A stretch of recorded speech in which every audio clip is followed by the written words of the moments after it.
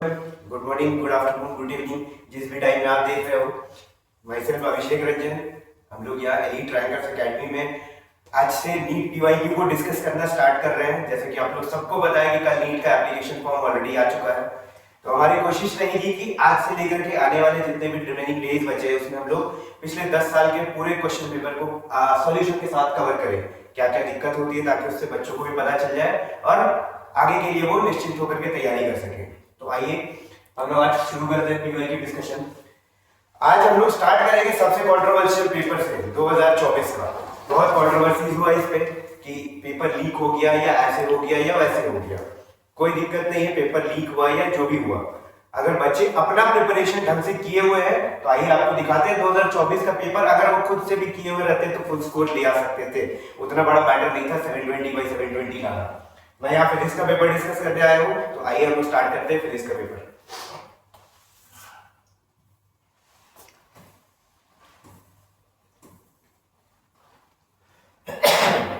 कुछ कुछ क्वेश्चंस हम लोग सेलेक्ट करके लेके आए हैं। हम लोग कुछ कुछ क्वेश्चंस सेलेक्ट करके लेकर के आए हैं जो थ्योरी से हट करके है, थोड़ा न्यूमेरिकल टाइप है, और आपको दिखाए कि वो मिनट या सेकंड्स में बन जाएंगे। ठीक है, तो यहाँ पर मैचिंग का मैट्रिक्स मैच टाइप का क्वेश्चन आया था। ये बोला था कि वेवलेंथ मैच करें ट्रांजिशंस अगर इस रेंज से इस रेंज में कर रहा है। जनरली आप लोग जब बनाने जाएंगे तो आप रिडबर्ग फॉर्मूला और वो सब लगा करके अपना टाइम वेस्ट करेंगे। एक सिंपल सा आपको पता है वो वाला फॉर्मूला कौन सा?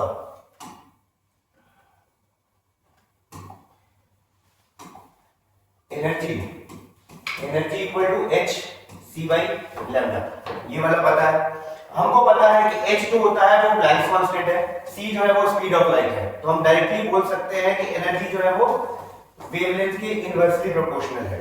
अब यहाँ पर आप ध्यान से देखिए, एनर्जी की बात कर रहा है जब 2 से 6 में जाएगा, 2 से 5 में जाएगा, 2 से 4 में जाएगा, 2 से 3 में जाएगा। एक बेसिक ले लिया है, मान लीजिए ये आपका सेकंड वाला स्पेक्ट्रम सीरीज है, ये थर्ड हो गया, ये फोर्थ हो गया, ये फिफ्थ हो गया, ये सिक्स्थ हो गया, ये 2 3 4 5 6। अब हमको पता है जैसे जैसे दूर जाएंगे एनर्जी मेरा बढ़ते जाएगा, ज्यादा एनर्जी लगेगा। अब सीधा सा बात है, सबसे ज्यादा एनर्जी किसमें लगेगा? हमको देखना है इसमें 2 से हमको 6 पे कूदना है, 2 से लेकर के 6, उसके बाद 2 से 5, 2 से 4, 2 से 3। तो हमको डेफिनेट हो गया कि सबसे ज्यादा एनर्जी 2 से 6 में लगेगा। और हमारा रिलेशन ऑलरेडी यहाँ लेके रखा हुआ है कि एनर्जी अगर ज्यादा तो वेवलेंथ कम। एनर्जी और वेवलेंथ का आपस में रिलेशन है कि इनवर्सली प्रोपोर्शनल है। तो सिंपल सा बात है, एनर्जी सबसे ज्यादा आपको इसमें लगेगा, तो सबसे कम वेवलेंथ वाला ऑप्शन आप देख लीजिए। सबसे कम वेवलेंथ 410.2 है, इसका मतलब स्ट्रेट अवे डी का आंसर जो होगा वो 1 हो जाएगा। और अगर आप थोड़ा सा देखेंगे तो डी का 1 केवल एक ही ऑप्शन में है, आपका कहानी यहीं पर खत्म हो गया, आगे चेक करने का भी जरूरत नहीं है, आपका कहानी यहीं पर खत्म। पहला क्वेश्चन यहीं पे खत्म। नेक्स्ट आगे बढ़ते हैं हम लोग। न्यूमेरिकल्स, इससे बहुत लोगों को बहुत ज्यादा डर लगता है, तो नीट जो है वो आसान सा न्यूमेरिकल्स पूछता है, बस आपका स्पीड को चेक करने के लिए, ये नहीं कि कोई बड़ा बड़ा चीज दे देगा। तो लेकिन क्वेश्चन 21 एक लिए नीट 2024 का पेपर है ये। डाइक्लिप ऑन 100 टन्स कॉइल, पहले आप डेटा लिख लेते हैं। नंबर ऑफ टन्स देके रखा हुआ कितना? 100। रेडियस देके रखा हुआ है कितना? 10 सेंटीमीटर। नेक्स्ट आपका करंट देके रखा हुआ है 7 एम्पीयर, और बोला है कि मैग्नीट्यूड ऑफ मैग्नेटिक मोमेंट निकालना है, सॉरी मैग्नेटिक फील्ड निकालना है कॉइल के सेंटर पे।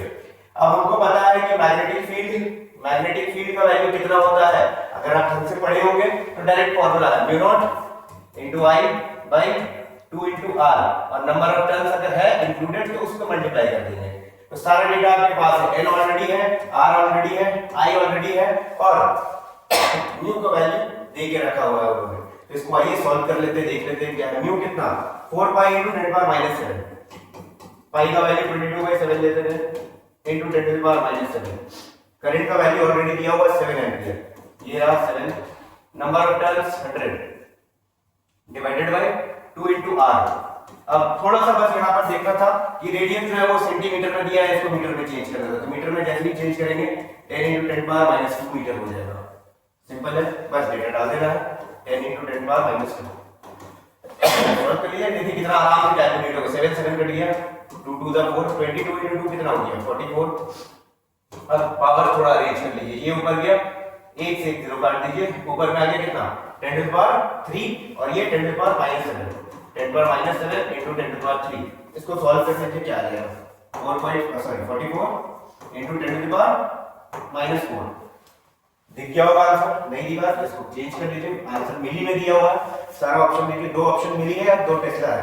तो टेस्ला में जो आपका एसआई में आया है वो ये वाला है 44 इंटू 10 पावर माइनस 4। बहुत लोग गलती करेंगे, डायरेक्टली 44 मार देंगे, इसके साथ पावर भी है, तो थोड़ा सा इसको एडिट करके चेंज कर लिए। 4.4 इंटू 10 पावर माइनस 3 आया, और ये माइनस 3 को हम मिली बोलते हैं, हमको पता है, तो 4.4 मिली टेस्ला।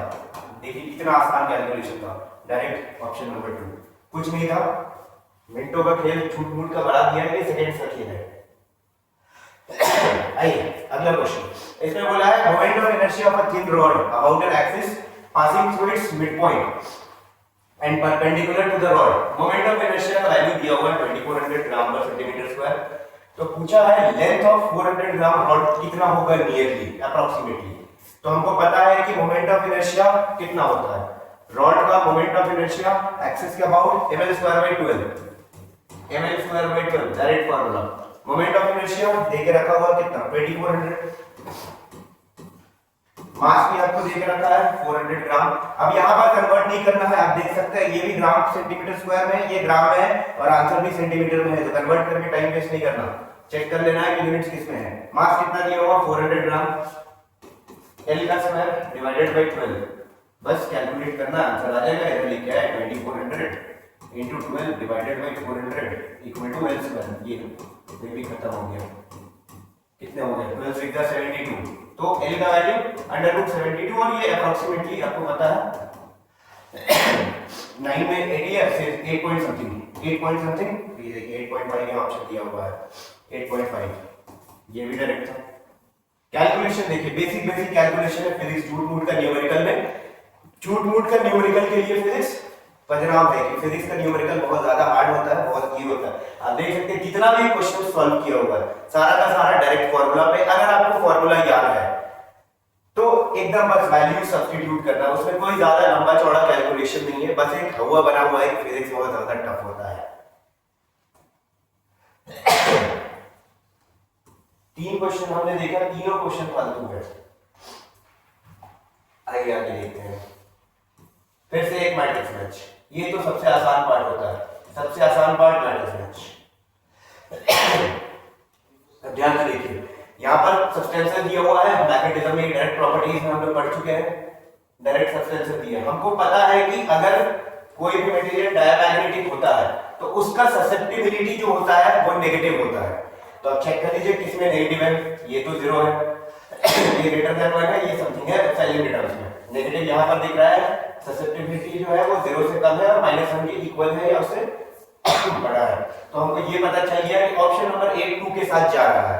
तो सिंपल से देखिए ऑप्शन 8 2 के साथ दो जगह चला गया, ये और ये तो एलिमिनेट ऐसे ही हो गया। अब आसान वाला चलिए, नॉन मैग्नेटिक का ससेप्टिबिलिटी 0 होता है, तो ऑप्शन डी का 1 चेक कर लीजिए, ऑप्शन डी का 1 ये रहा आंसर, यहीं पर खत्म हो गया। मैट्रिक्स में कितना समय लगा, मुश्किल से मुश्किल एक, अगर आपको ये दोनों का वैल्यू याद है 1 सेकंड भी नहीं लगेगा, देख के तुरंत मार देना है। तो ऐसा कुछ भी नहीं है कि फिजिक्स हार्ड होता है, सबसे आसान और सबसे पूरी सब्जेक्ट देके जाएगा आपको। और जनरली नीट वालों का फिजिक्स खराब होता है, ये तो फैक्ट है। तो फिजिक्स स्ट्रांग करना है तो आइए हमारे साथ जुड़िए, ई ट्रैकर्स एकेडमी में हम लोग प्रोफेशनल टीचर्स आपको मिलेंगे, हर सब्जेक्ट में हर एक वैरायटी के साथ आपको पढ़ाएंगे, हर एक चीज आपका डाउट क्लियर करेंगे, ठीक है। आइए अगला क्वेश्चन, ये देखिए, ये भी डायरेक्ट क्वेश्चन, क्या बताने का जरूरत है इसको, बिल्कुल।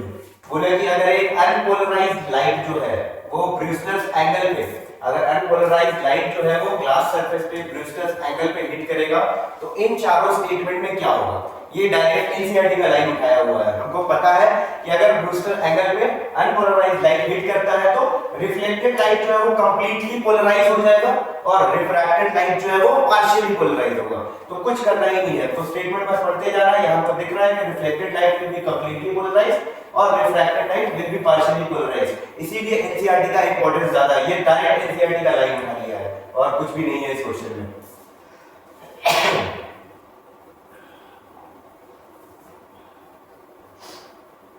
हाँ, सर्किट देख करके आधे बच्चों को ऐसे भी और दिक्कत होता है। तो आइए सर्किट का कहानी करते हैं।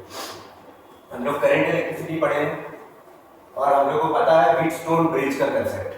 जनरली इसको सॉल्व करने के लिए पहले तो आप ये सीरीज पैरेलल करते जाएंगे, लेकिन ध्यान से देखिएगा ये 2 ये 2 ये 2 और ये 2 डायरेक्टली दिख रहा है मेरे को कि ये बैलेंस्ड व्हीटस्टोन ब्रिज है। और बैलेंस्ड व्हीटस्टोन ब्रिज के कंडीशन में, बैलेंस्ड व्हीटस्टोन ब्रिज के कंडीशन में हमको पता है कि ये वाला कैंसिल हो जाता है, इसका वैल्यू 0 हो जाता है। तो जैसे ही इसका वैल्यू 0 होगा, जैसे ही इसका वैल्यू 0 होगा, हम बोल सकते हैं ये वाला और ये वाला सीरीज में है, ये हट गया।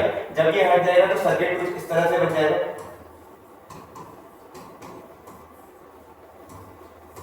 ये हो गया 2 माइक्रोफैराड, ये भी 2 माइक्रोफैराड, ये भी 2 माइक्रोफैराड और ये भी 2 माइक्रोफैराड। हमको पता है व्हीटस्टोन ब्रिज बैलेंस कंडीशन हमको दिख रहा है। तो बीच में जो है वो गैल्वेनोमीटर लगा रहता है, वो डिफ्लेक्शन शो नहीं करता था, और डिफ्लेक्शन शो नहीं करता था उसका मतलब उस आर में करंट ही नहीं आता था। तो यहाँ पर वही चीज हो गई, ये बैलेंस बन गया तो ये खत्म हो गया। अब जैसे ही ये खत्म हुआ, अब तो नॉर्मल केस बन गया। ये कैपेसिटर है, ये दोनों हमको पता है सीरीज में लगा हुआ है, ये दोनों भी सीरीज में लगा हुआ है। हमको पता है अगर सीरीज में कैपेसिटेंस होता है तो कैसे निकालते हैं, जैसे रेजिस्टेंस निकालते थे उसका उल्टा। सीरीज के लिए 1/C = 1/C1 + 1/C2। तो इसका अगर हम निकालेंगे तो इसके लिए कैपेसिटेंस आ जाएगा 1/2 + 1/2 2/2, जो कि इक्विवेलेंट आ जाएगा 1। ठीक है, इसके लिए भी सिमिलर करेंगे, इसका भी इक्विवेलेंट कैपेसिटेंस आ जाएगा 1।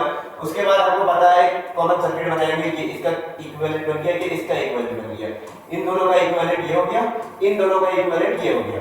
अब ये भी 1 माइक्रोफैराड का, ये भी 1 माइक्रोफैराड का, और ये दोनों अब पैरेलल में कनेक्टेड है। पैरेलल के लिए क्या करते थे, डायरेक्टली याद कर देता था C = C1 + C2, तो 1 + 1 2 माइक्रोफैराड। ये रहा आंसर। अगर थोड़ा सा लॉजिक करेंगे तो पेन उठाने का भी जरूरत नहीं है।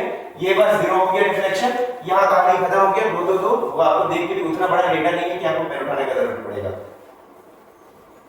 और अब न्यूटन्स लॉ ऑफ मोशन, ये देखिए